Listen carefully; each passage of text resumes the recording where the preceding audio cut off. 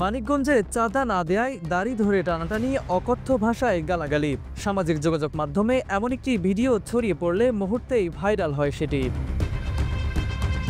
সোমবার রাত ৯টার দিকে ঘিওর উপজেলার বাস স্ট্যান্ড এলাকায় মানিক কম্পিউটার নামের দোকানের ভেতরে এই ঘটনা ঘটে।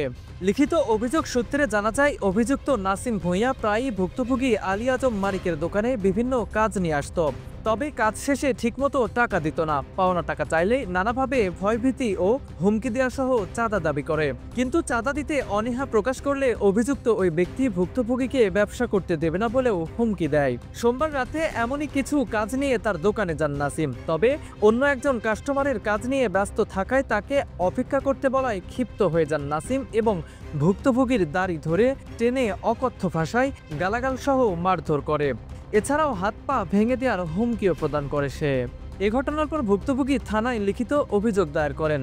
এদিকে জাতীয় নাগরিক পার্টির উত্তরাঞ্চলীয় মুখ্য সংগঠক সার্জিস আলম তার ভেরিফাইড ফেসবুক আইডিতে মঙ্গলবার এ ঘটনার ভিডিও শেয়ার করে বিচারের দাবি জানান। এর পরপরই মুহূর্তেই ভাইরাল হয় এই ভিডিওটি। সামিউল আলিম, কুন্দ্র টিভি নিউজ ডেস্ক।